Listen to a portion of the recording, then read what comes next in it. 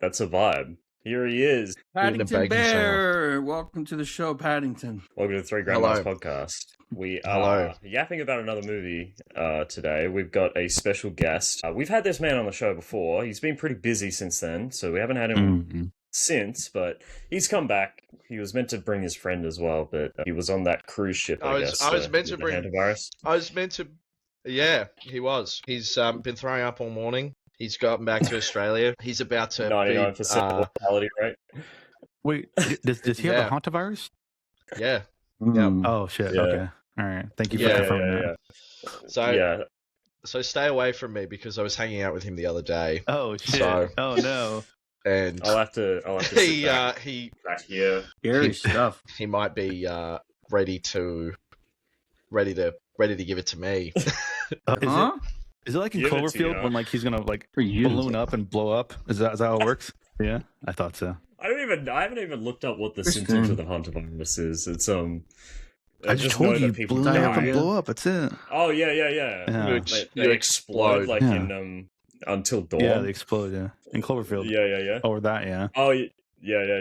Like Ghostbusters. You know Slimer from Ghostbusters? That's what your stomach turns into. That's what happens. You explode. You get Slimer's disease inside you. Yeah. Mm-hmm. We've also got another special guest. His name's Prag Pro. He was kicked off the podcast last week, and now he's back as a special guest. He was here yesterday. I was here yesterday. Why are you remembering I was here yesterday, but not like because it's a different show?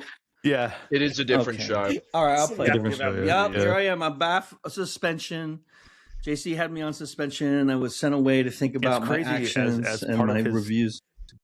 Rehabilitation. He has to wear polos now. It's be more presentable. I am in a polo forward penal colony in Florida. If I'm being honest, I like it.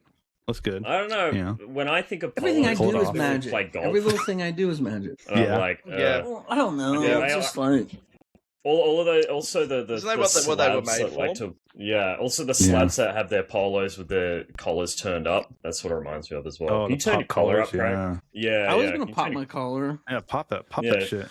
All right. Now and then like. Now that's Riz. I used to put my collar up. I used to put my collar up on my school shirt. To make myself feel like a vampire. You know.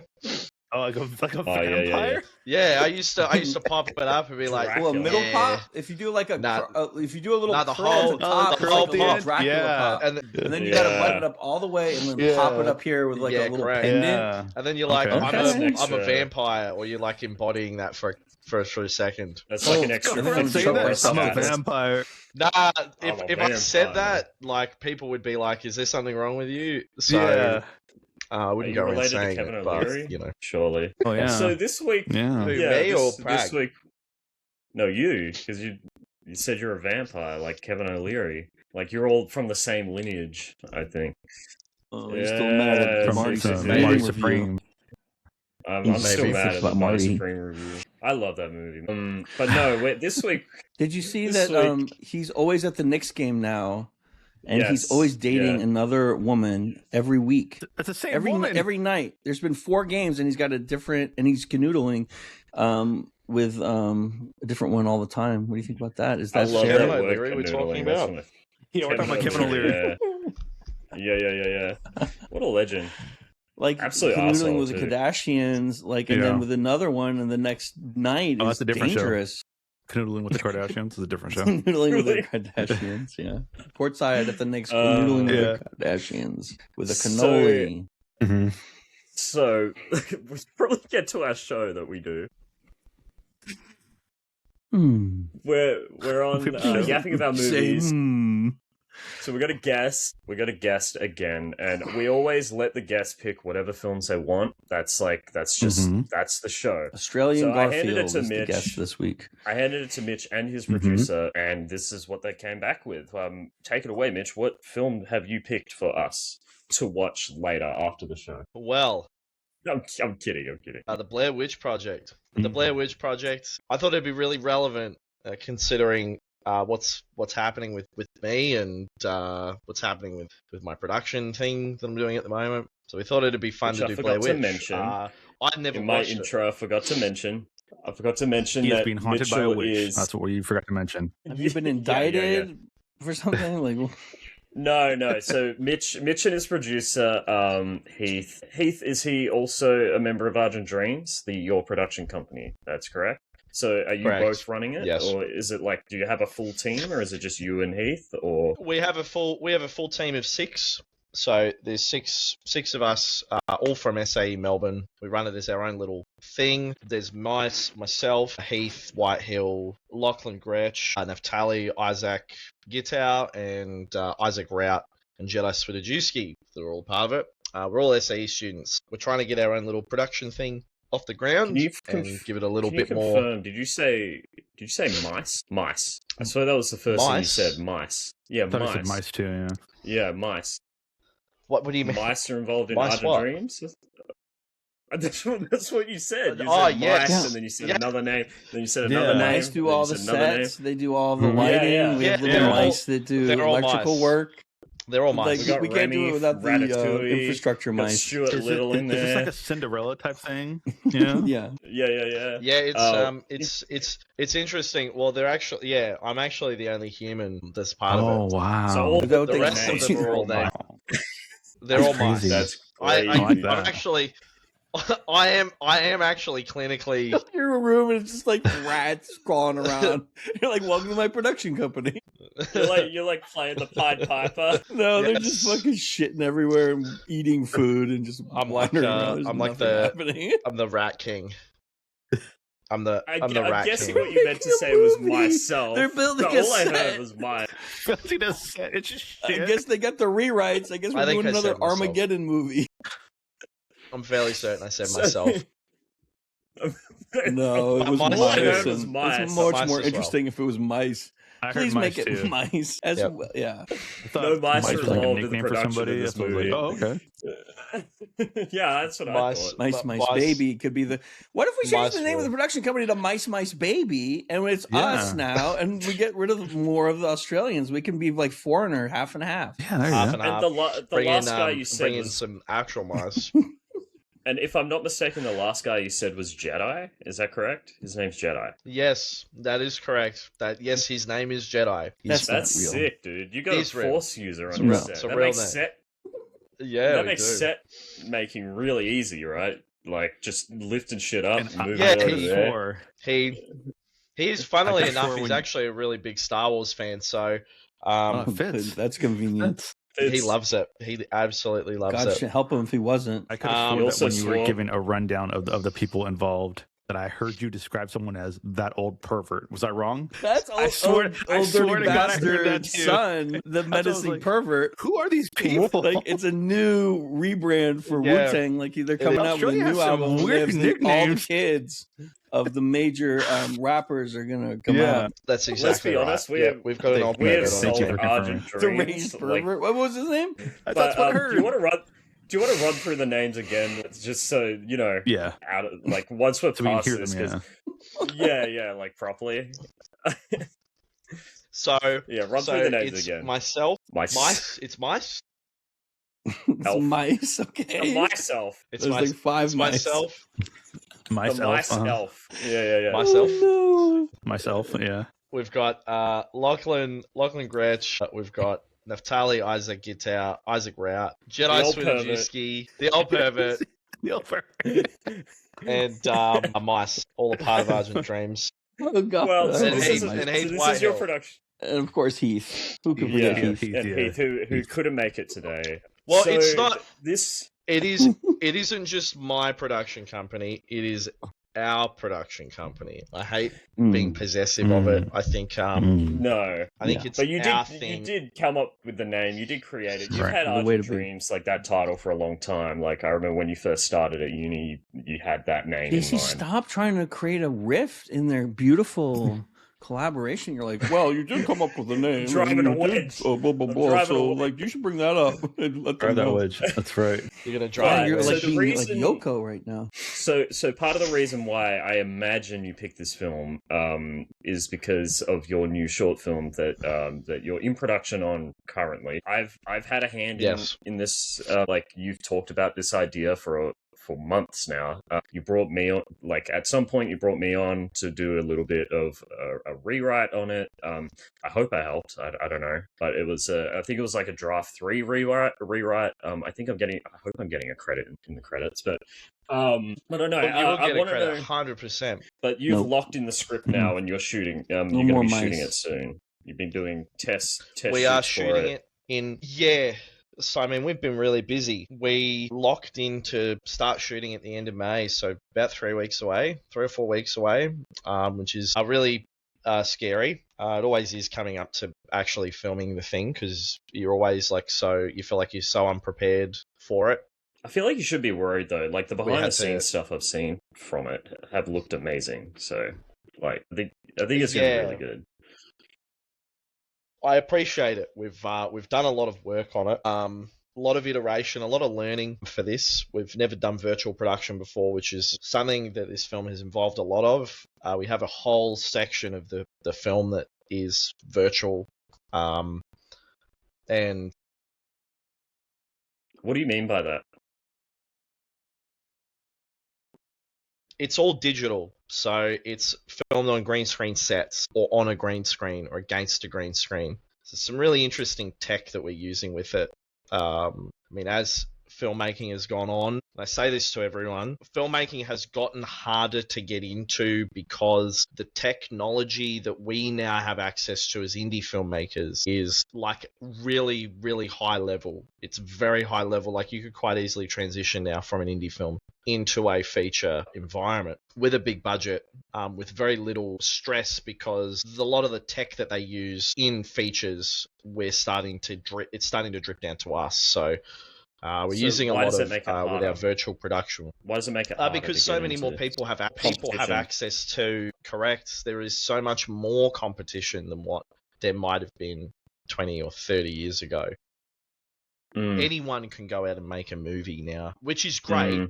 It is a great thing that it has become that accessible, but it means now that you have to now make something that visually stands out and story-wise stands out to the rest of the competition. So I guess that makes art better though. Like I think that means you'll get more interesting stuff. Correct. And I was going to say it's kind of like the buddy from The Incredibles thing, right? The syndrome, you know. Once I give everyone this tech, no one has this tech. Like it levels the playing field, which I think is a good thing, to be honest. Correct. I think it's a great thing. As I said, drip down economics. The one really good thing in the film industry is that the tech that they get, we get at some point. We are now seeing cinema level sensors come down to indie filmmaking. You can buy an IMAX cinema sensor for $12,000 now,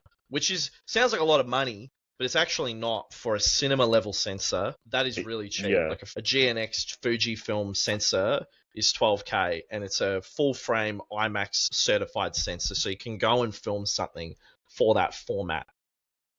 Yeah, that didn't exist 5 or 6 years ago. Even at like the top level, like you look at the Odyssey that's coming out, like the Christopher Nolan's film.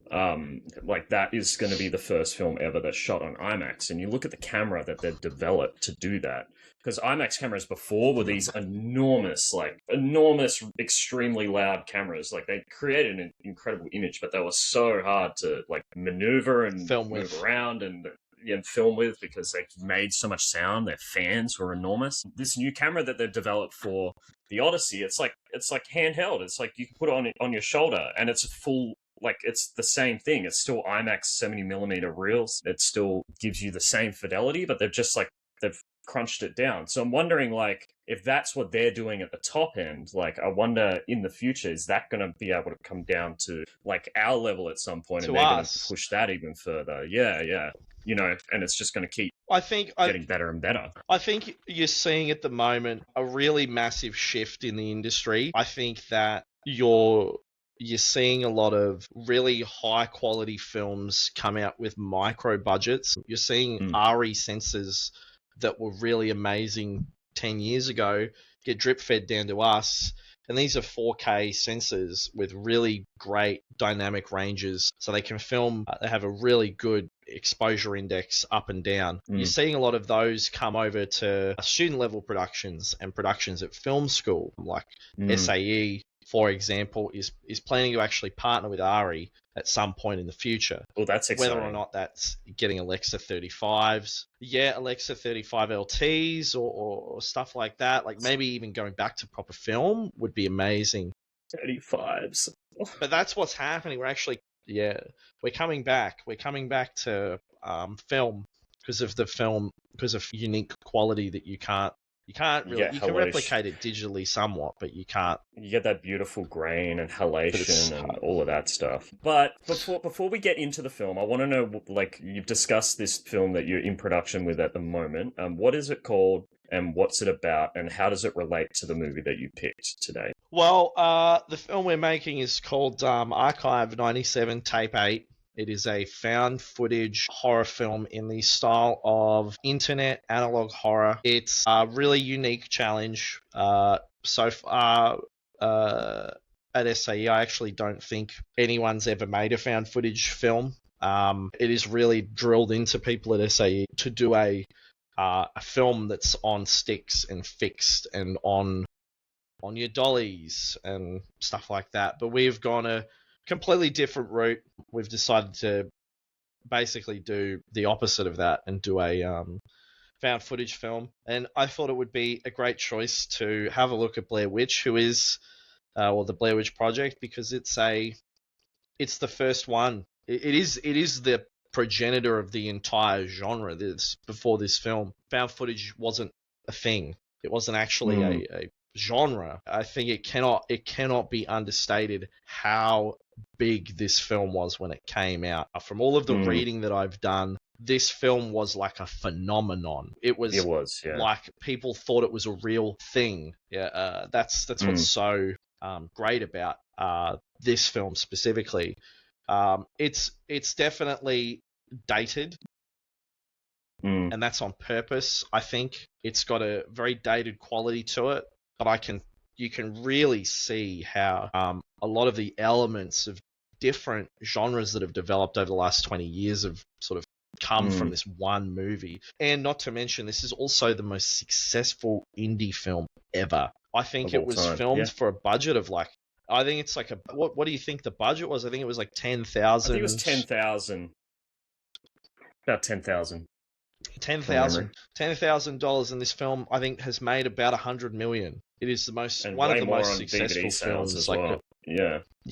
It's has a sequel. It cannot be understated. This film has a sequel, is a phenomenon. Say what you will about David Sanchez's other films other than this. This has contributed so much to film in terms of its significance that I thought it'd be great to look at. Yeah, absolutely.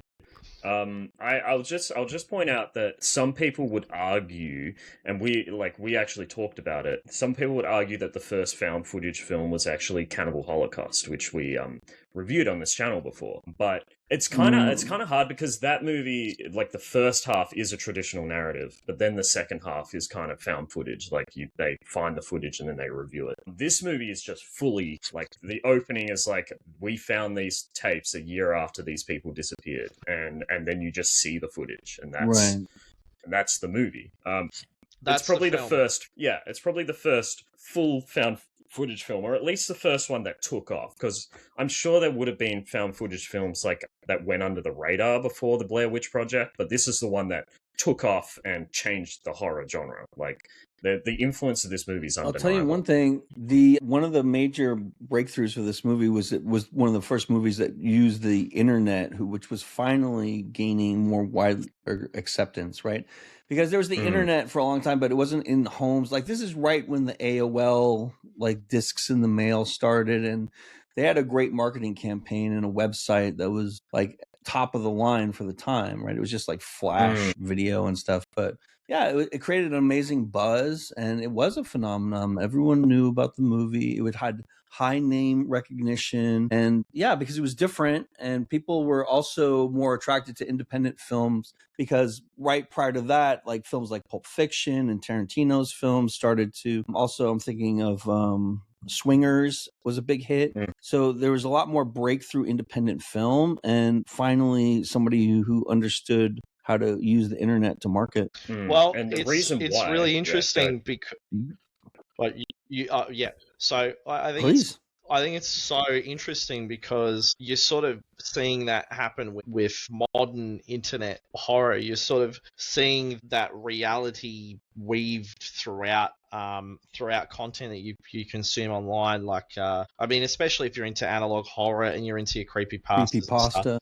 Yeah, your creepypastas are such an interesting thing. I think a big part of my question behind Blair Witch, which we will get to, but also Archive, is like, why do we find that interesting as people? There is like a super question that sits above the entire film, which I'm sort of asking the audience, very forwardly and being very overt with the question. It is more of a subtextual question if you actually go a little bit deeper into the film. Why do we as people want to watch that? What is interesting about that to us, and why do we feel the need to watch it? Because we know it's not real, but we still like buy into the fakeness of the realness. Well, or the thing about the Blair Witch Project, we all know it's not really a found footage film. Well, now we don't. But when they were marketing the Blair Witch Project, when they were marketing I was the there Blair Witch when Project, they were marketing JC. Nobody thought this was real.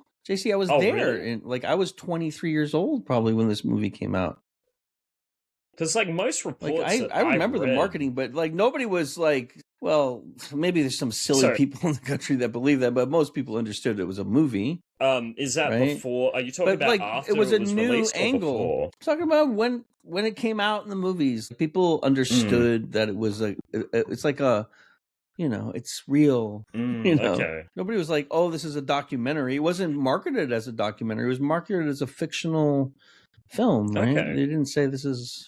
But like it was a fun mechanic that they added that other movies didn't really try to play up. I'm trying to think of some like War of the Worlds might have been, because that was presented as a real event that was fictional too. So that's kind of like a, which we're talking about corollary. Next week, by the way. But this is like this comes back to my central question.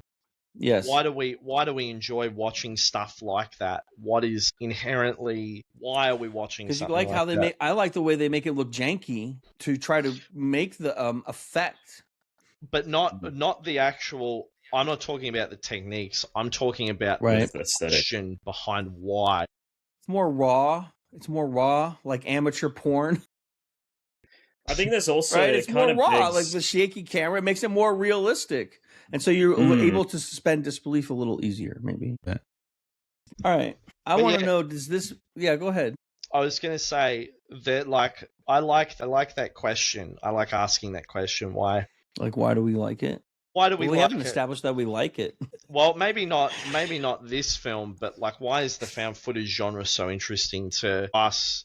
Is it because... I think if you're a kid, you're more likely to believe. Like the first time you encounter found footage stuff, and you're not savvy enough to see the tells and the but like kids are growing up with, like, I was watching YouTube videos that are kind of like in the same vein as Blair Witch today to see how the genre has proliferated, and like everything is like fake found footage now, right? Like, oh, I went camping and I saw a guy in the woods, and it's just a fucking red jacket stapled to him, and like everything looks scary in the woods, so it's great and easy to recreate this. And then the woods are creepy, and like everything looks like a face in the fucking woods when you're looking around. Everything, the noises. It's brilliant to actually make a film like this for that budget too, because the sound is much easier to edit. Go ahead, please. I think that found footage has like been elevated though through internet analog horror. I think you're seeing a resurgence of that sort of content to allow for, you're seeing that resurgence of that sort of content because it evokes a very specific period, and it evokes a very specific sense of nostalgia.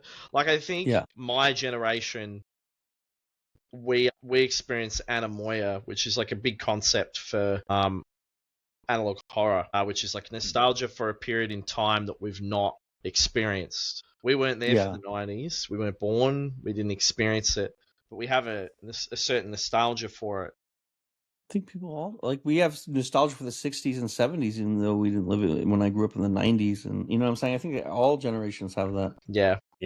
Because it's romanticizing something that you really didn't experience, but so you can recreate it in your imagination, just the best parts of it, right? Correct. Yeah. I was 13 when this came out, 12 or 13. So I experienced this very differently. When this came out, this was taken 100% seriously. It was taken 100% real. They had, I don't know what he's talking about. That's what I thought. They had posters up, missing posters. The actors behind the movies were not seen whatsoever anywhere. It took a while for them to actually come out and say, hey, this was a movie. I don't know as far as how that worked with seeing the movie in theaters, because once you see it in theaters, it's like, oh, it's found footage. But then when you get towards the end, when you see the credits, that's pretty much it's a movie. So I'm not sure how it went after that part. But the marketing leading into it, it was 100% posed as like, this is real. That's crazy shit happened. Yeah, because I kept reading about it being I specifically remember. I was too old. I specifically remember watching TRL when I was a kid and having the three people, go on and like, hey, let's introduce our next music video. And I was like, aren't they supposed to be dead? Like, this is bizarre. And they were just like, it's funny. No, it's a movie. And I was like, it's not real. Oh, okay. All right. Well, okay. Well, that vindicates birds aren't real. Yeah, sure. Well, I mean, it's kind of different. No, he was 12. Was a child. Like 12-year-olds don't believe a lot of to this day that are not marketed as real. As far as I know, everything around it was pitched as like, again, the actors were not real played out there in the open. They were not taking interviews. It's different. It was a lot different than little like children. now. Well, if you do some reading on how they made the Blair Witch Project, it becomes like infinitely more interesting, because not only did they not really write a script for Blair Witch or the Blair Witch Project, but they also didn't really film it. All of that footage was taken by the actors. They said, let's go, you guys go out into the woods and just film some stuff. You need to cover these. They gave them a script outline, so what needed to happen, but they actually didn't really step in and, David Sánchez didn't actually stand in and direct it, from my understanding. He directed it from an overarching thing, but what they did was they actually created more of an experience for the actors. Yeah. They went out into the woods, they gave them the camera, and they said, well, this is what needs to happen. But all of the sounds and sights and all of the events that happen, that's actually the crew making that a reality. And that's what's also interesting. Correct. And that's what's so interesting about found footage, is the created reality of it, because it's that very raw, straight off camera aesthetic. You sort of do believe, you go, oh, well, that feels so real. It's so close to, it is a reality. That was a reality for the actors. Yeah. Which is, nothing's ever been filmed like that before. Yeah, it's very similar. Like the first movie we ever reviewed on this show was called Coherence. That was kind of how they constructed that movie as well. Is they gave them, all the actors, an outline, and then stuff happened outside of it, and they didn't know what all the other actors had been given, besides just who they are in relation to each other, and then stuff happened and they reacted to it. It's very much the same sort of filmmaking process. But this movie's even better, like it goes even further, because it's actually the actors filming it. Like there's not like people in like setting up cameras and everything, which I think really stacks up. It's a manufactured reality, and that's why I think this is the first true found footage film. This is a constructed reality, and it's built and marketed and made to be like something that really happened. And that's what's so interesting about found footage, is that it has like a real like quality to it. Yeah. But then a lot of found footage that came after this, like you talk about Paranormal Activity or the Devil's Due and stuff, like those are Don't be spooky. but like Stop. they kind of fall off a little bit because they kind of fall off because they become very constructed. Like they're obviously very studio mandated, and they're not like what they did on the Blair Witch Project, right? Yeah, correct. Are you saying that the real life of Zack and Cody is not a documentary? I'm saying no. Because it's like the way because once you play the magic trick, you can't really do it over and over again, and like they keep releasing like fake documentaries and but then there's movies that play around. But then a new generation, but then the other 10-year-olds or other 11-year-olds can enjoy them like that. Like the movie Faces of Death, that anthology. Supposedly, a lot of that is just is fake. It's not real deaths and real things like that. And in some ways, that's kind of a meta found footage thing, because then the actual consumer is the one who's finding the footage in a way, is trying to make it seem like, right? So that's an interesting wrinkle on the whole thing too. Yeah. What I want to know is how relieved they were in the editing room once once they got all the footage after like the actors did everything, how relieved they were that there was an actual narrative that they could cut together. Like I want to know, they were watching it going, oh, they actually made a movie. Okay. You know what I'm saying? Because obviously, like, they didn't know what they'd shot, right? Because they were like in the distance and they weren't talking. Well, you know what I mean? Well, David Sánchez and his editor cut it together. It wasn't just the editor; it was him and Sánchez. They sat there in the room, both cutting the film together. So there is probably, when they went out and actually filmed that film, there is probably a lot more than the hour and 35 minutes that we get to see. There is probably 10 hours worth of footage that they had to pull a narrative out of. And I think all of the actors are so believable in that because they react like people would react in that sort of situation. I think it's, other than the fact that they needed to make the movie and that's why they kept rolling the cameras. I like to ask that question about why did Heather keep filming? Why was that? Well, she says it at the end, right? Like when the other guy, what's his name? The one with the long hair, I can't remember his name. He is like, he's got the camera on her and he's like berating her and like saying, "We're filming a movie. We're filming a movie. Why do you keep filming?" And she says, "It's all I have." It's Josh, yeah. She's like, "It's all I have. Please stop. Please stop." And like that's the moment you're like, okay, that's why she keeps filming. Like, that's a character thing for her. Like, she feels like that's because they're lost. She's afraid, and the camera makes her feel braver, maybe, safe. Too. Yeah, right? yeah, She's exactly. Fear. You're safer when you're behind the lens because it's not happening to you. It's happening on television almost because, like, you have that whole monitor effect, right?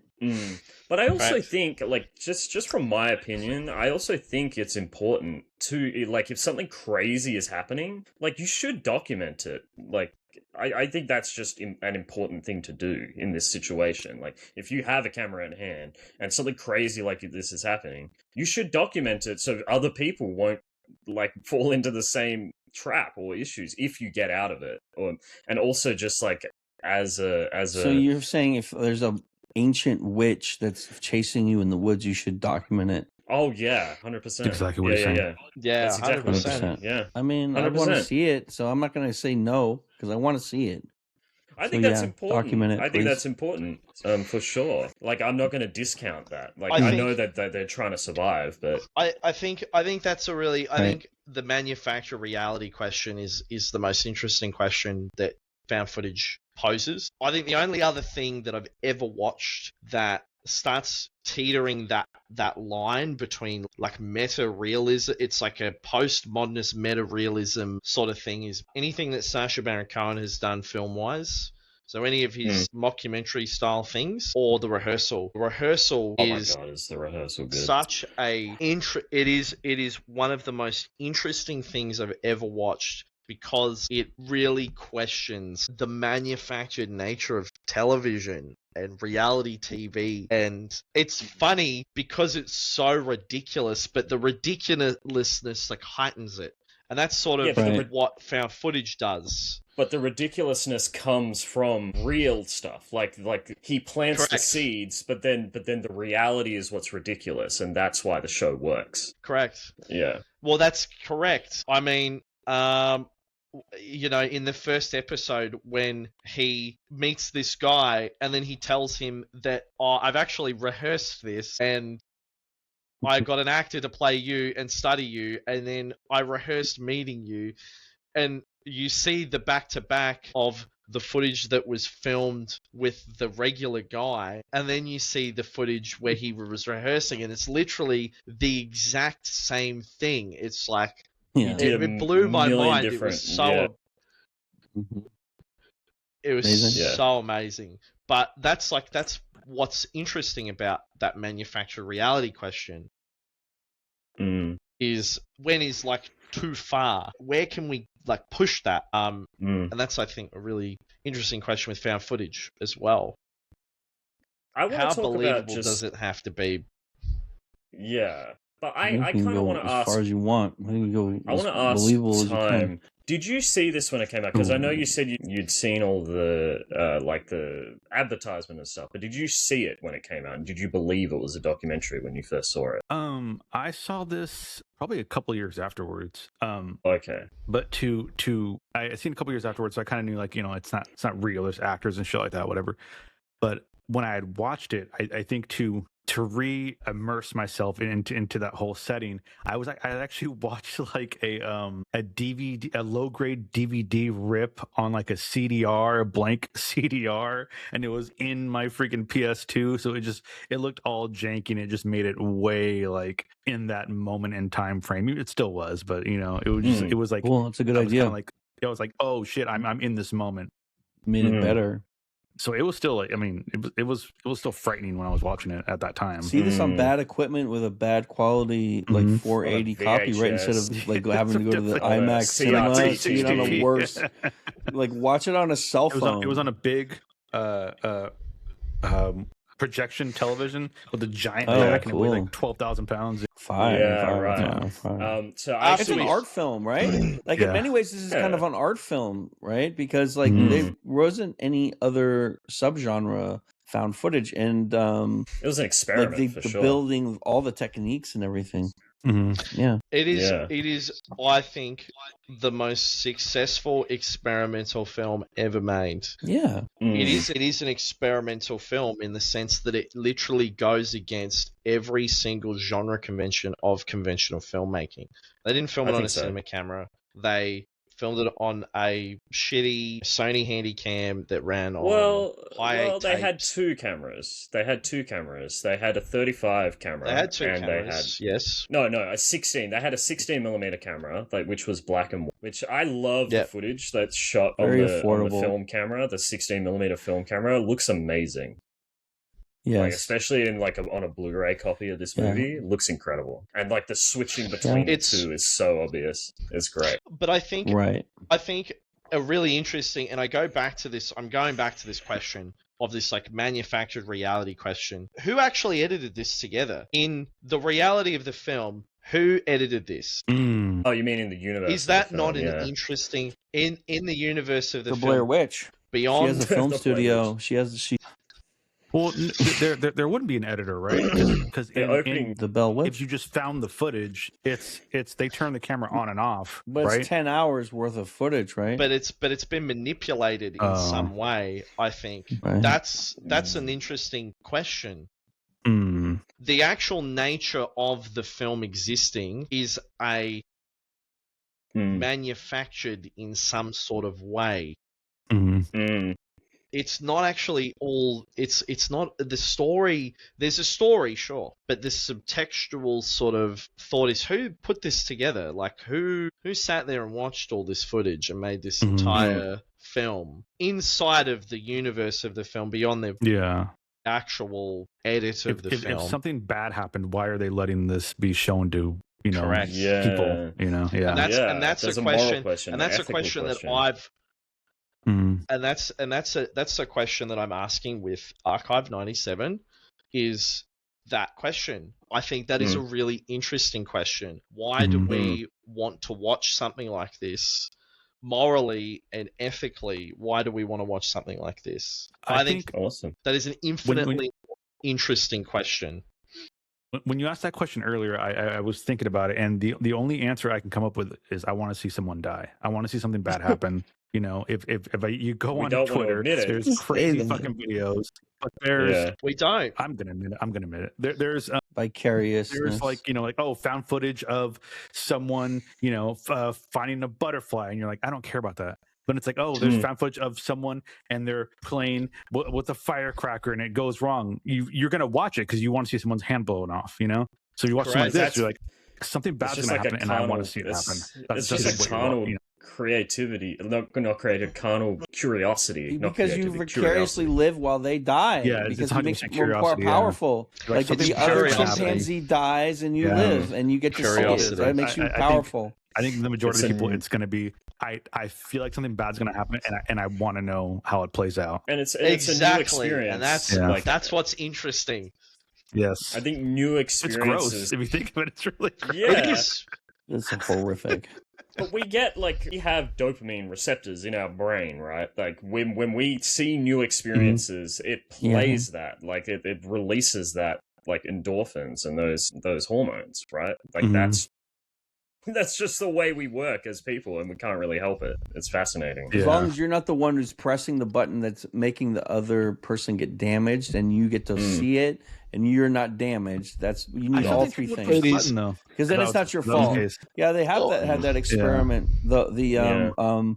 With the Milgram experiment, Milgram, where they had this scientific experiment. Well, they told the test subject that if they press this button, the other guy's going to get shocked. Yeah, but they had to, and every time they told them to do it, they had to do it, and the majority of the people kept shocking people, even to the point where they thought they almost killed them. There's even been experiments from authority. Past that. Yes. There's even been experiments where they've tested people. They put people in a room and they've told them, this button, if you press it, it will shock you. It will cause you pain. And then they'll just sit them in the room, right? And just leave them there for hours. And people will press the button even after they've pressed it already, because it's better to feel pain than it is to be bored. Right, and that's just the way we work. People would prefer to see stuff like this than be bored. And this is also like not to get super deep, but this is when I had initially thought about this film in my head. This question was the question I actually wanted to ask, not this story of this guy going missing. That's interesting, sure, that gets the audience in and gets them involved in the story, but why are they watching it? Why is it interesting to watch this person go through this experience? That's an infinitely more interesting question as a filmmaker to me than it is the story of the disappearance of a I have a question about that. Yes. So you're the question that you're asking, right? Someone you're asking that question that's interesting to you. Typically, someone like me who watches a movie and does not get the deeper meanings, I just see things at the surface level. I'm not going to come away with that. I'm not going to question myself later and go, why did I watch that? So how do you navigate knowing there's people like that aren't going to? There is dunking on yourself so much all the time. But there is also a subtextual there is, the film script has subtext in it. Archive has plenty of subtext in the actual writing itself. That is more of a question about us as people watching the film, which is, as I said, the thing that I actually want to explore with it. But the subtextual question is what happens to sort of people when they disappear. That's another question that the film poses. There's lots of things that Archive, I think, is trying to question and has in its script. The connection to Robbie, and then the morphing of the camcorder in the film because we wrote it in such a way where the camcorder is initially you're in. It is like posed as Robbie, which is Kyle's brother in the script, and how that dynamic actually changes throughout the film. It gets to this point where he is like trapped in this place, this other reality. I have to show you some stuff after the podcast. Yeah. But trapped in another reality. The camcorder actually no longer is Kyle, no longer is Robbie at a certain point. It's actually just Kyle documenting his situation. Yeah. But why is he doing that? Why? Why is he doing that? Why would you turn that camcorder on? Do you provide an answer? Because if I have an answer, no. There isn't an answer, and I think not having an answer is more interesting than having an answer for it. I want to say something though. I also want to add to what Mitch was saying. Like answering Time's question also is, I think the other way that you navigate like that sort of situation where people might either misinterpret or just don't interpret something at all is you make it entertaining as well. And I've read like Mitch's script. I think it's just from an entertainment value, it's going to be fascinating to watch. Like I think it's going to be really interesting. So I think he's nailed that as well. Because if a film's not like doesn't do anything for you just on the surface level, then it's not going to do anything for you underneath as well. You kind of need both. You know what I mean?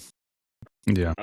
Which I think the Blair Witch Project does. I don't know if you agree, Time. Like, do you feel like the Blair Witch Project holds up, like, after knowing all of this? No, I don't think it holds. I don't think it does. You don't think it holds up at all? I think it is degraded with time. This movie is just. I think that this movie was. I mean, there's a couple movies that I've said this to where it's like I wasn't there when it came out, so the humor, like I didn't get it, whatever.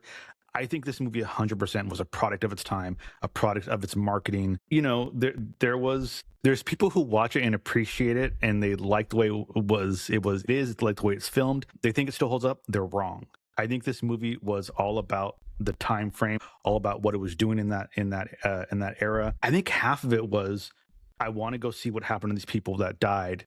Turned out they obviously didn't die. And then a lot of it too, which I remember hearing so much of it was, and it was almost like a challenge. I think it might have been like a little bit of a challenge thing. Like you have these little viral trends where like, the ice bucket water challenge, like shit like that, whatever, where it was like, I'm going to go see the Blair Witch Project and see if I can watch the whole movie without throwing up, because all I heard was that the motion sickness in the movie was just crazy, which I never got, yeah, but that same thing with Cloverfield. Cloverfield had that too with the crazy motion sickness, which I never got that either.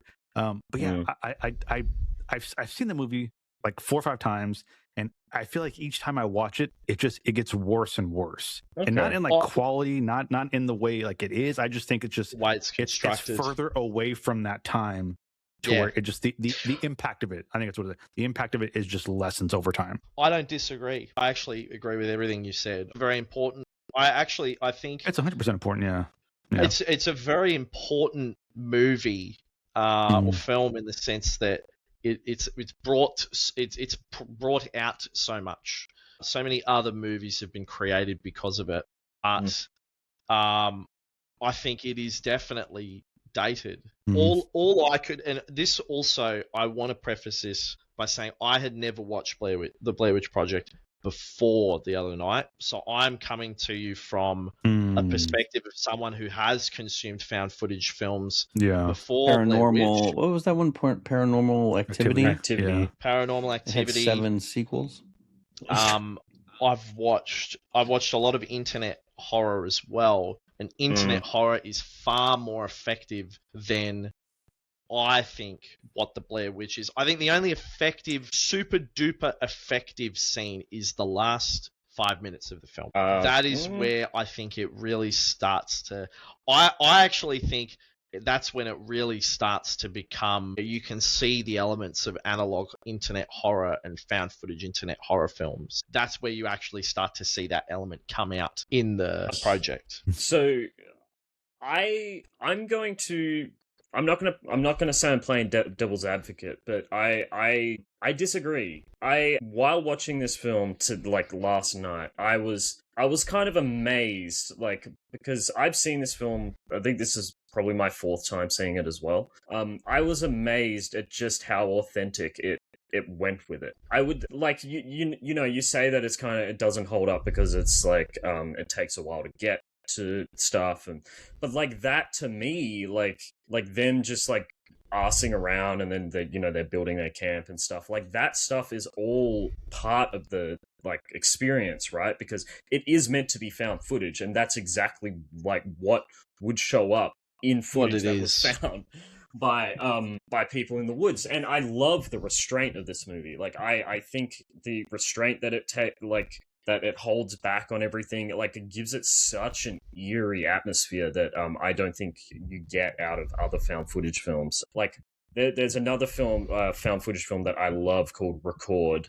It's a Spanish horror film set in an apartment building where they get quarantined. Fantastic film, but that film is very constructed. That's a great movie. But it is a really good movie. It's very scary and very effective. This is really good. Better than this one. I would say it's better than the Blair Witch Project, but I think the Blair Witch Project just has a completely different vibe to that movie. Like that movie feels like it's made by a crew, and this movie just feels so authentic. Right, bang for your buck is higher. Yeah, I just think the authenticity of this film is what makes it so powerful to me. And even then, I feel like these characters, they go through arcs. Like Mike, the guy in the beanie, he starts out as the one that's like skeptical and scared and like doesn't really want to do much, and he ends up being the bravest one of the group, while Josh, who starts out seeming like the more mentally sound one, he's the one that falls apart at the end. Like they kind of do a switcheroo. I find Heather to be really fascinating as a character as well. I don't know, man. I think this movie really does work, and I actually did do a social experiment with this movie to see if it is as well constructed as it is to seem real. And this was a while ago, like years ago, but I convinced my brother, Remy, who hadn't seen it, that it was a documentary. He didn't know anything about the Blair Witch Project. Like he hadn't read anything about it or anything. And I convinced him that it was a documentary. And I had him watch it. And he bought it the whole way through, right until the credits when it said directed by Eduardo Sánchez and Daniel Myrick.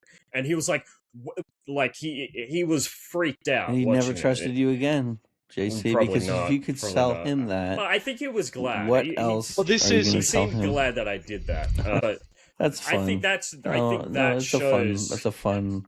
I think that shows even 15 years, like 10 years, 15 years after the movie came out, it still holds up. Like its merits, like its construction is such How old was your brother? It's believable. When you he would have been 16, I think, 15, 16. Yeah. I think that's also what's so interesting about this. Like I echo a lot of what Time said, that it is dated, I feel, but I think it is also effective, but it's definitely lost its greatest magic trick is that it feels real. And if you know it's not real, then the magic trick sort of doesn't work. There you go. I think. How do you keep that magic trick interesting? Here's my thing: I think that is not. I don't think that's a quality. I don't think it's a quality of the film itself. I think it's actually. I think it's a quality of all horror films. I think like after you watch horror films over and over and over again, there's always going to be diminishing returns. I think. Yeah.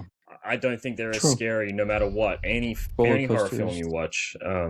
Like 3 or 4 or 5 times. Like I think once you watch a horror film for the 5th time, you're looking more at like the construction, the characters, the other stuff. And mechanics. I think the Blair Witch, the mechanics, and I find the mechanics of the Blair Witch Project to be extremely effective. But and just Mustard shirt says no. Inspiring. I find it inspiring. But Captain Mustard. Yeah, go time. I think the Colonel Mustard. By the basic nature of it being a found footage, it's lightning in a bottle. You're going to experience it the first time, and that's it. That's why these sequels of the Blair Witch Project are just parodies of itself. The sequels of Paranormal Activity immediately became parodies of themselves. Any found footage just turns into, if you have a sequel, it just turns into that way.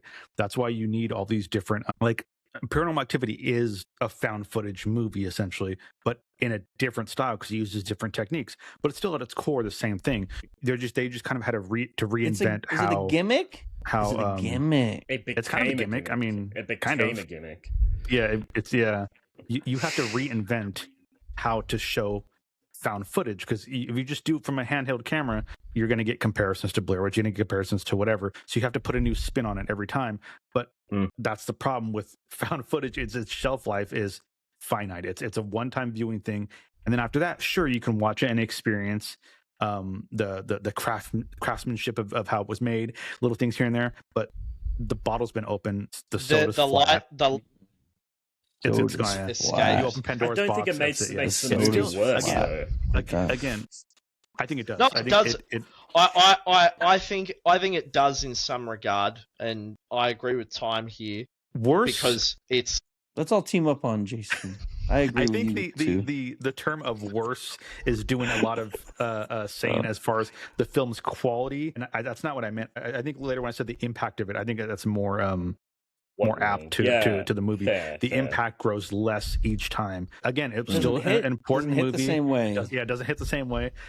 Chasing the Dragon. The thing I like too, and you kind of mentioned it too, which I still think was very effective at the time, is when the movie ends, the credits hit. It takes a while before it starts saying who stars in the movie. Like there's directors, there's like producers. So even then you're like, well, I mean, yeah, someone had to put this movie out, but like they should have left the credits off. If they were smart, they would have just the credits off. Not had them. Yeah, and then just kept riding and go double hard on the real. Like, you have to have that's that a far as like, making a movie. I think it's a DGA. Nominated for an Academy Award. They didn't want to piss off the. I mean, come on. Yeah. But I think that's fuck them. I would have fucking fought them in court. Making it stick. I would have done it and then paid the penalty later. But I mean, again, it's an important movie. It started a whole, level of this new cinema, this new filming technique. Marketing the whole thing, yeah. The marketing was crazy. We've never seen anything like it. This movie is. I don't think we've ever seen. We're going to see anything like it again. Like again, that was Barnum would be proud the start of the internet. Essentially, we're into the internet. Now, if you try to do something like that today, now it's not going to work at all. There's just no way. There's too much. You find too much stuff on the internet now. Things leak out like crazy. It's just not going to be the same at all. So, I'll also say it was great in that time frame. But go JC. Yeah, I was going to say. I'd also say that I think how Mitchell, you said that the final sequence in the Blair Witch's house is that is still super effective, at least to you. I think if you took just that section and you cut it and then you just put that as a YouTube video, I don't think it's as effective as the way that the movie sets it up in the beforehand. I think before the first hour and 20 minutes of that movie sets up the ending. And I think it makes that ending effective. I think that's part of it. 100%. You have to have the first bit of the film first to have the end of the film. You can't just have your cake, right? Yeah. Well, yeah, you got to set it up. You got to do the work. They could have gone over. They could have tried to had a bad monster. They could have had a guy in a rubber suit run out. They could have fucked it up so many ways, and to leave it open ended that was very nice. To Prag's point, there was a scene where Heather's running, and I think it's right after they're in the tent, and the tent's rustling back and forth, and they just make a beeline out. And she's like, "What the fuck is that?" I don't know if that's the best option because you're running out to something, you don't know what's out there, but then also it's on the tent, so who knows? But yeah, like Jesse said, you run out there, and she's like, "What the fuck is that? What the fuck is that?" But the camera never shows what the fuck that is. So but you see anything, her pointing the camera at it, but. Yeah, but we only see there are a lot of movies that, or there's some movies that do that to where, and like Mitchell said earlier, or something he's doing where I'm not going to give you that answer. I'm not going to show you what it is because I'm going to let your mind do it, and whatever you think it is going to be infinitely more disturbing and scary than me showing you a witch, me showing you a little guy on a stick, whatever. It's going to be worse in your head, and I love that. Which is why the sequel doesn't really work at all. But yeah, go. Yeah. Sequel's like totally. I want to hit on this lightning in a bottle point that Prag and Time and I have all been sort of pitching. That when this film came out, just reading off of Wikipedia, its promotional marketing campaign listed the actors as either missing or deceased. Its promotional lied. And that's what made that effective, because it was effective because to the bit. They committed to the marketing, manufactured reality of the narrative. film. The missing deceased posters were essentially the movie posters. That's how the marketing was, and it was marketing's crazy. Part of the art. It makes everything the art. It makes the whole project one cohesive thing. When the marketing matches the movie, it's not another thing. It's part of it.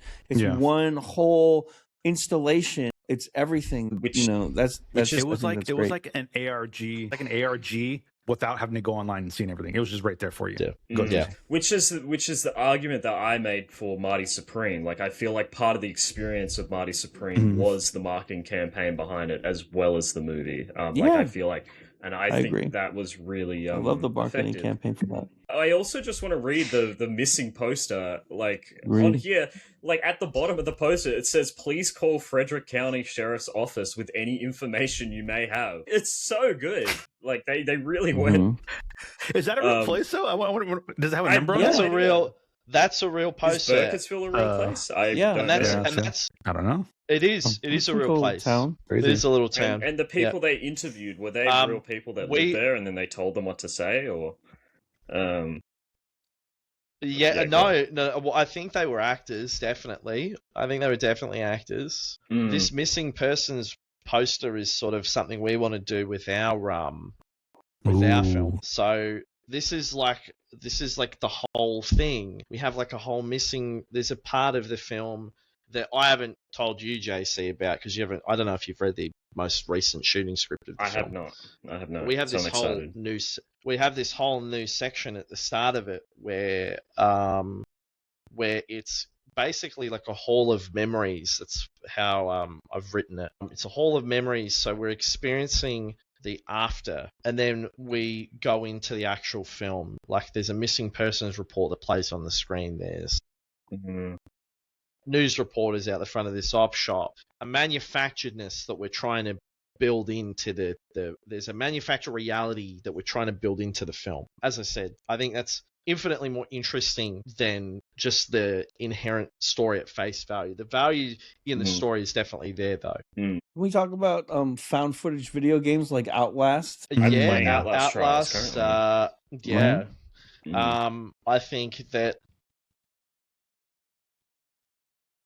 Resident Evil 7 has that opening prologue that's all found footage too, right? Where you're supposed to be like reality TV producers. I think that's a great into the house. Yeah, that's so cool that they did that. It was very artistic, and I wish they did more shit like that. I want to tell you my Outlast story real quick, right? So here I am, a little baby Time, giant beard, little baby, and I pop up my my PS4. I think at the time, it's all dark, right? Oh, I'm play Outlast. Pop it on.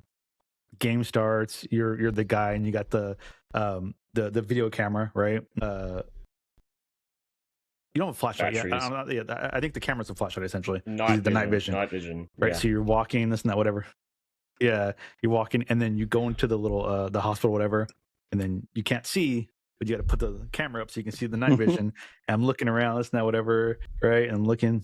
I'm like, and I don't like playing scary games because I'm a giant, giant baby pussy. Giant pussy baby with a beard. Yeah. So I'm walking around looking, and I pop the thing up again, and then I see something giant just run, and it scares the shit out of me. I immediately uninstall the game, and I've never played it. What? That's what Outlast did too. Yeah. Really? Outlast 2 is even more fucked up. Outlast 2 is crazy. It's some crazy shit in it. It was Alien Isolation or whatever. That's a banger. And I hid in the fucking thing, and I heard the alien. I said, nope, and I uninstalled the game. Yeah. How did you get through Resident Evil 2 then? Because that was crazy too with the Nemesis. Alien Isolation, I think, is the first 4 hours of that game is so effective. Yeah, it's really effective until they give you weapons to start fighting the alien, and then it becomes really boring. Yeah, when you have nothing to fight against the alien, you feel like you're in the film. I think That's the way it should be. Real survival horror. Correct, proper, underpowered. Proper. You can't. The creature needs to be so ridiculously overpowered that it can just, fuck you up when it wants to. To one shot you, yeah. And then, the survival stations are so important. With the gear management becomes important. But that's what survival horror should be. Like the first Silent Hill and then original you can't Resident Evil. And then you can't save until you're at a save checkpoint. There you go. You can't save until you're at a phone. Save tapes in Resident Evil. Remember the tapes?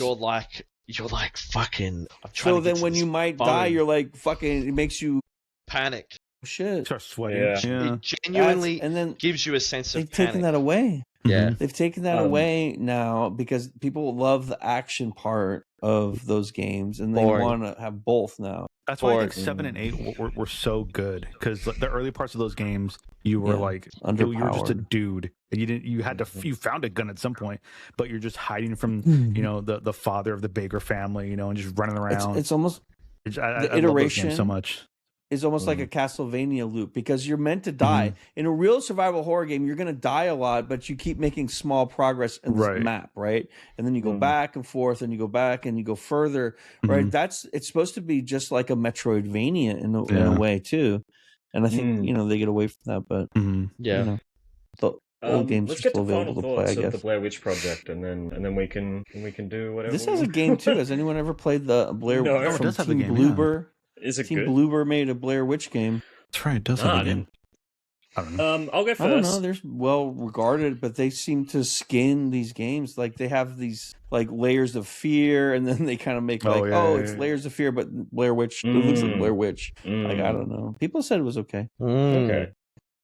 I'm gonna go first. They have a cool cyberpunk one. Positive.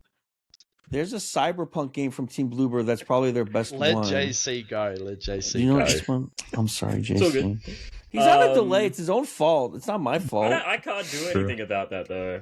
I've tried. I reduced my camera quality to 1080p, and I did it just for a video broadcast without OBS. I could leave Kalgoorlie. That's gonna happen next year. But we Yeah, I really like this film still. I think it's as effective as it was.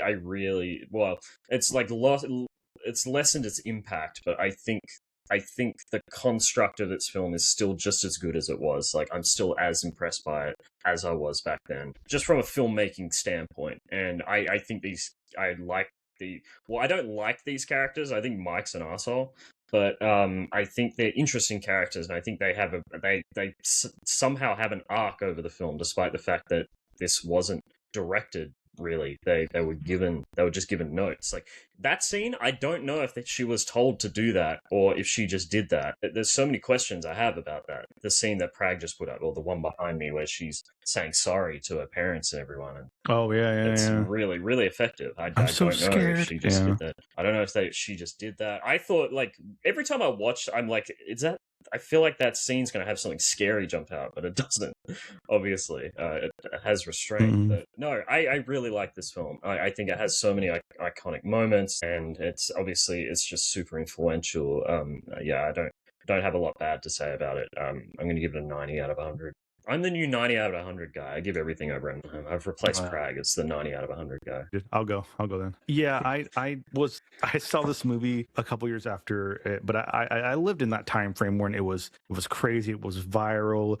It's just this whole experience that we'll never see again, probably. And to see it for the first time and, kind of throw that out the window like, oh, it's not real. It was very impactful at the time, and it was still crazy because I'd never seen a movie like that. I'd never seen a found footage movie, that wasn't a thing back then. And now, there's a dime a dozen now. You have them all. And there's even movies that, I keep bringing them up. Cloverfield, that's not straight up found footage, but there are, it's like 90% of it is like found footage. And it's not a horror movie, so like, they do make them differently. Chronicle, that's a superhero found footage movie. It's extremely...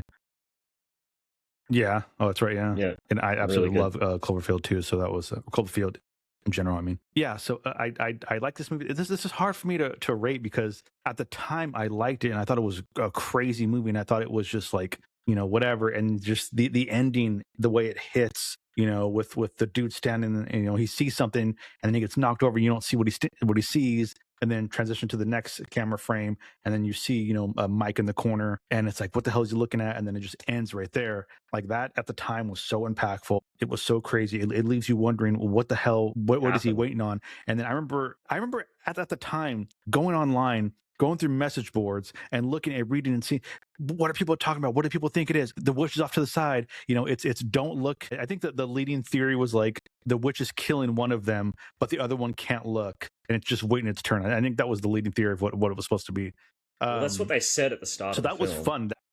Yeah, so that was part of it. The whole going out and into a big community, online, whatever, and talking about this film was part of it. But again, it's hard to rank it because I see it now and it's just not the same. It doesn't hit hard at all. So yeah, God damn it. I have to give it a 70. Respectable. Yeah, it didn't hit as hard as it did. Is that okay with you, JC? It's really hard to rank it because of that. How did that score affect you? I saw it. So any rating's 70. Okay by me. JC, how does that affect you? I'm not affected. What is your rating of his rating? Yeah, what's your rating of my rating? I'd give it 100 out of 100 because I think it's his authentic rating. It's very thought beautiful. out. Mm-hmm. This movie, I mean, I think that any small budget movie is very interesting to learn from, no matter what. And so, like, yeah, you can have a movie that hits a different way over time. Like, you see a movie so many times that you start to get molecular and particular with like how they did things. And I find that inspirational. I like the vibe, and I've always liked the film aesthetic. And like, the woods are such a beautiful place to film because you have the light and refractions, and like, everything looks like a face. And I think that the actors do a nice job with the noises that they make and the reactions. It's got like, this movie wouldn't have worked if it was like over the top, right?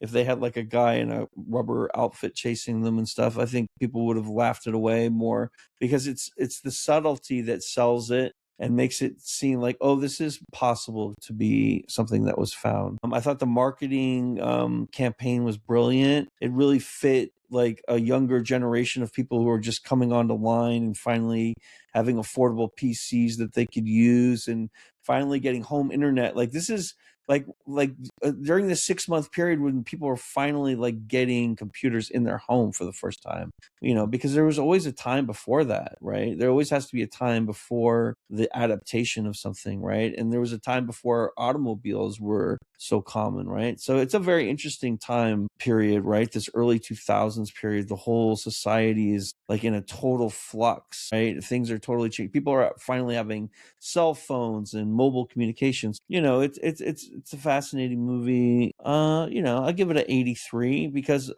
it's not a bad movie. It's not made poorly, and it's got an interesting story, and it's still compelling to me. Yeah, I totally agree with you. What score would you give my rating? What rating would you give my rating? 100 I'd give it. I'd have the exact same 100 out of 100. 100 out of 100. That's the highest rating I've ever gotten for one of my ratings. If I feel like it's not authentic, you get a 10. I'm a green screen movie maker, so like, I just enjoy any time I get to learn. Well, I think for me to cap it all off, I think I definitely agree with. I agree with JC, and I agree with Time, and I agree with Prag. I think everyone's got a really good point. Even JC? I think the lightning in a bottle thing is still true. I think both things can be true. I think it is still a very effective film, but I also do think it is a lightning in a bottle film where you watch it once and that's sort of it. You put it down for a few years, and then you might watch it in another 5 years or whatever. I think both things can be true. I don't think one can be true and the other one can't be true. Tell it to your kids is true. Like, if you're watching this review and your kid is like 10 and they don't know anything and they're dummies, tell them this is real. Tell them you found it. Get a DVD, burn it onto it, have them find it. You know what I'm saying? Like, let that, because the whole art of the whole thing is selling the... Right. Oh, remove the credits. That's the art of it, is the whole package. The belief it's real, right? Yeah. I didn't mean to hijack your. Correct. Well, yeah, no, that's okay. Yeah, I think I That's think where it's it would work the most. well, yeah, correct. I think it's the way in which it's constructed is so interesting, and I think it's, as I said, a very important film. I definitely I give it an 85 out of 100. I think it is still very effective. There are some moments in it where you do get that dreaded spine chill that crawls up your neck, and that's the feeling that I want to feel when I watch a horror film. I want that Grim Reaper crawling up my neck, ready to grab me. I want that fear, not fear, but like dread. I think that's a feeling of dread. Makes you look behind you and say, like, "Well, Correct. Yeah. Yeah, I think makes you question your own reality. Like you're watching something on TV that shouldn't have, like when you watch a superhero movie, you're like, oh, I wonder if there's superheroes in the sky tonight. Yeah. But when you watch a good scary movie, you're like, oh, there might be ghosts here tonight. Like all of a sudden you start to see the world differently. Start questioning. That's what art can do. Start questioning. Yeah, well, that's it, and that's so interesting about this film.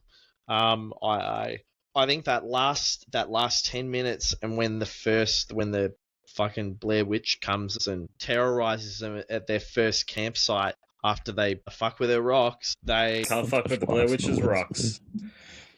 Don't can't leave fuck them with be. them rocks. If you find a little altar in the woods, just like walk on by. Yeah. Walk on by. Don't touch it. Don't touch the effigy. Just wave it, wave to it. I think it's a very effective film. But I also think it's a definite lightning in a bottle film. But yeah, 100%. Also, I think the actors do a really good job. Worth like, watch. I think they sell every moment. Yeah. Correct. Like They're when they very good actors. It's really interesting. When they realize that the log is the same log that that were there before, and they'd been walking south for 15 hours. Just so good. Like they killed it. But yeah. There's only 2 actors, and none of them are in this movie. A scene I really like, and it's such like it was a jump cut, but it was super effective. And even at the time when I first seen it, I was like, this is, now I know it's not real, but it's real, right? It's when they're yelling at each other and like they kind of get physical and like they're pushing each other, and then it cuts and is like, I'm sorry. And it's like, I didn't mean to say those things. Like, are you okay, right? She's like, yeah, I'm fine. It was like so like raw that I was like, throw you in the woods. I was like, you bite me again. I know this isn't real, but right? Yeah. Like it's yeah. Like those actors might have actually been angry at each other. I don't know. Do you think they kept it up? Hold on. Do you guys think they kept it up the whole 10 hours? They were out there playing, acting the whole thing, or do you think they like picked spots where they said, "Okay, let's do it for a while, and then we'll take a break"? Or do you think they just did method acting the whole time? I think so.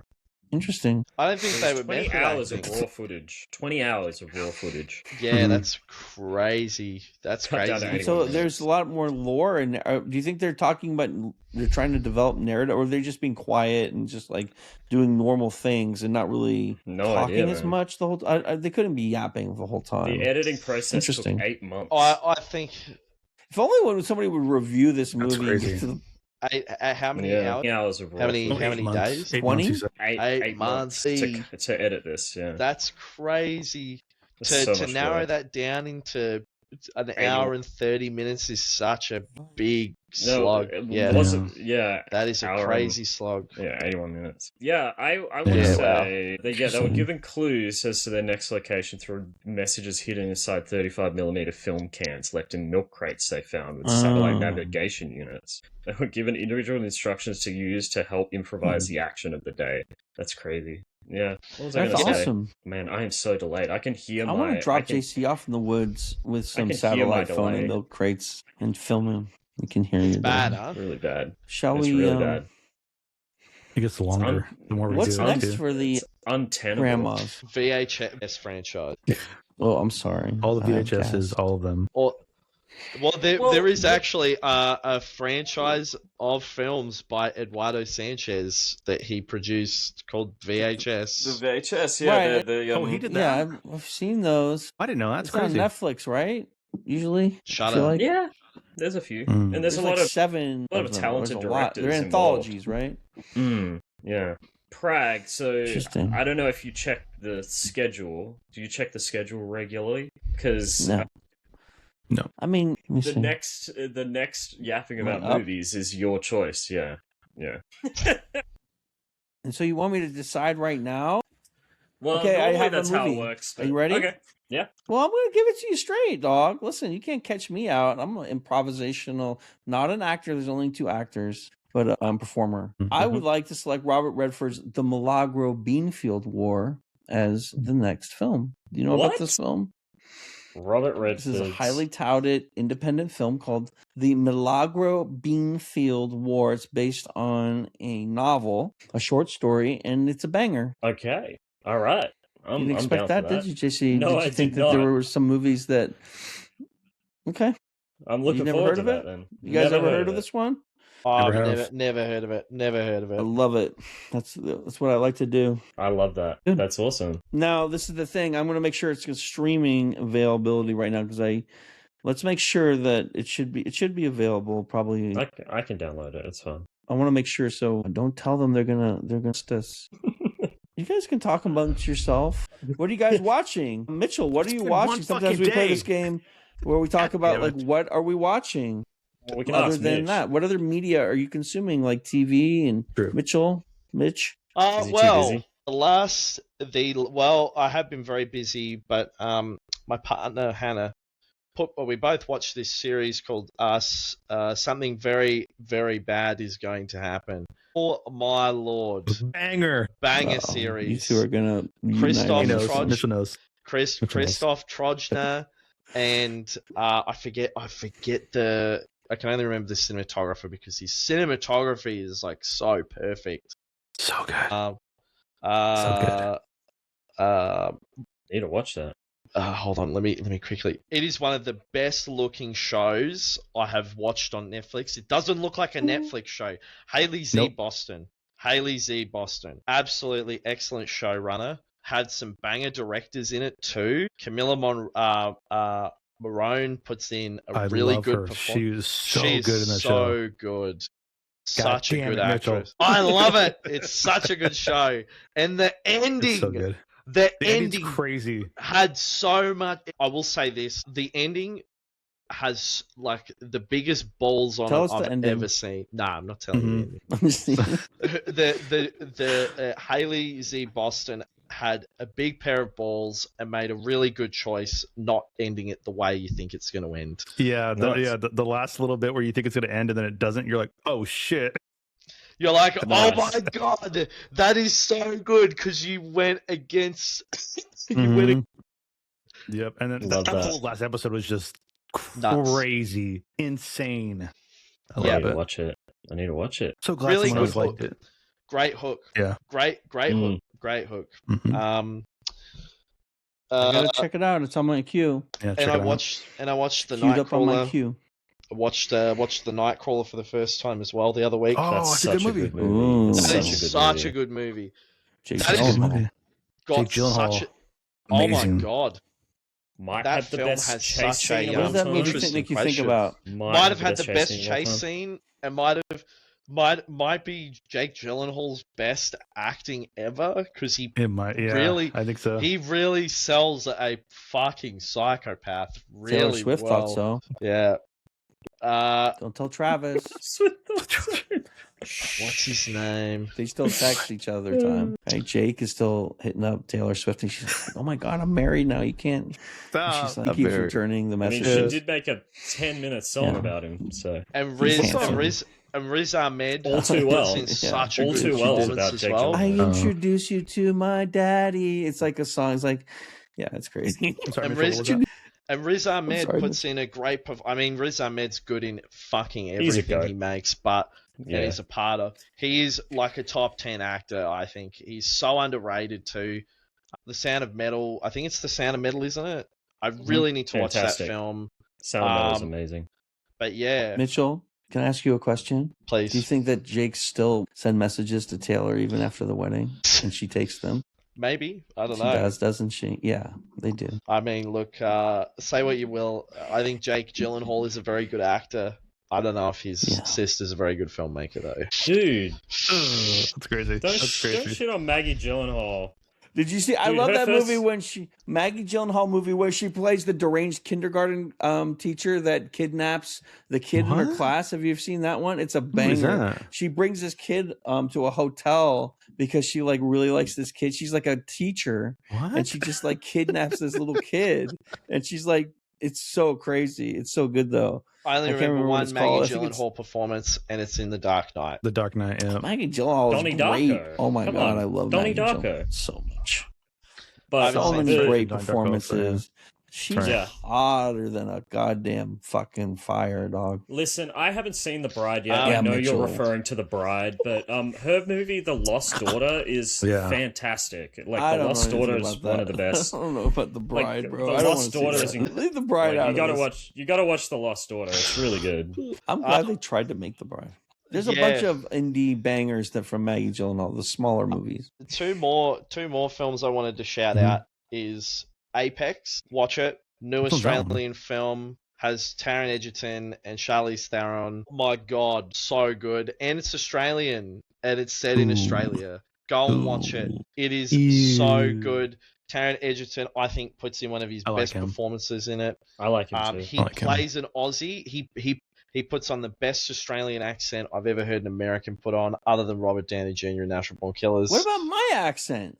Nah, Yeah, you gotta Fucking go to the awful, Royal mate. Navy Tennis Center That's pretty good. and I get a That's pretty kangaroo good. skin You sound like racket. Rocco. You sound like Rocco's Modern Nah, Life. nah, nah. Rocco from Nah, Rocco's you Modern sound like a Life. yank. Come down to the paddock and see that. You want And get stuck in, you I'm can. going to get dragged for this, but I actually quite enjoyed Ooh. him. What? You what? Him? Him. Oh, I is heard that that was- the Jordan Peele produced movie? I heard that That movie looked was like Wait, terrible. is that about the That looks straight up like scary shit. athlete movie? Is A that what football it's supposed movie, to be? yeah. Like, whatever Yeah. happened to that? I forgot that came and went. I actually think it has a lot of subtextual Interesting. stuff that's Mhm. going on. Is that, is that on you HBO? have to really just like look past the absolutely atrocious story that's sitting right at the front of the film. Well, And you I wanna have to see it. really sort of like look at it. Like, it's very subtextual.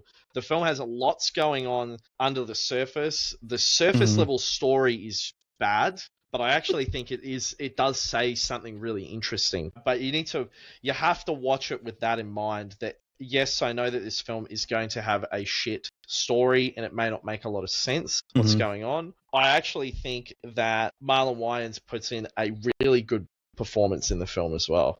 And it looks He's great. been a it. decent actor. Good film. Nice. He has. We'll see what happens with Scary Movie 7 or 6 or whatever Oh, it is. that but movie looks awful. we'll see what happens. I'm not looking forward to that. Your lips at God's ears.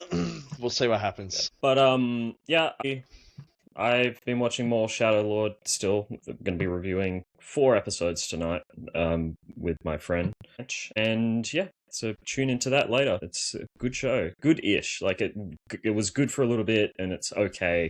We'll see. I'll see where I land on it because I need to watch the last 2 episodes. But yeah, it should be fun. This has been fun. Excellent. Well, thank you for Check having out me. Mitchell's. Thank you for having me. Another I am so delayed. I'm going to let you guys. Golden Banana Close this episode out. 17 was last night. Time and I do a narrative improvisational show. It's only one of its kind on Twitch Mm-hmm. that nobody respects. And we have 17 episodes and the 18, lot is I think. available It's on 18 now. From Saints. 18. 18. Who's Yes. counting? It's counting. like counting poop in the toilet. Mhm. Nobody cares. They Yeah. want to flush it away as soon as possible. Let JC close the show off. Yeah, Oh, you want me to Chocomo-san, close it the was really, show really good. Go check it because out. you want me to close the show because I'm about to like name all of your stuff. I'm about to. What the fuck is? My dog is sick. He ate too much. I hate that I'm on a delay. It's chocolate. actually the worst because I know you guys aren't hearing me until later. It's very annoying. Oh, that was bad. I got to take him to the vet tomorrow. He's not doing so great. Snoopy, sit down. Drink some water, honey. Go I'm check sorry, out that doesn't Argent feel Dreams well. on YouTube. It's Mitchell Mansfield-Smith's production company. He does some amazing work over there. Check out his Instagram as well. He shows all the behind the scenes of everything he's working on. It's also, I think, just called Argent Dreams, and you can look up Mitchell Mansfield-Smith on Instagram as well. Please come back again. I'd love to talk about. Also, your film, The Grip is Dead, right? Yeah, The Grip is Dead. That was selected for. Grip is Dead. Yeah, Grip is Dead. That was selected for Melbourne Documentary Film Festival's 2026 official selection. Oh wow! Congrats! Congratulations! Part of the sports shorts night showing on July 8th at Cinema Nova Melbourne. Come along if you're in Melbourne. Grab some tickets. Come and say hello. Come and exciting. Join in on the fun. Yes. Is there a Q&A? Very, very. You're giving out free piggyback rides too to fans that come out. You're going to give them a piggyback ride. I like that. That's interesting. Be careful. Wear a weight belt because people are heavy. Is there not a long one? Like he takes them around a little bit. And... Is there a Q&A so we can ask how the mice lifted the camera onto the car and attached it to the vehicle? Yeah.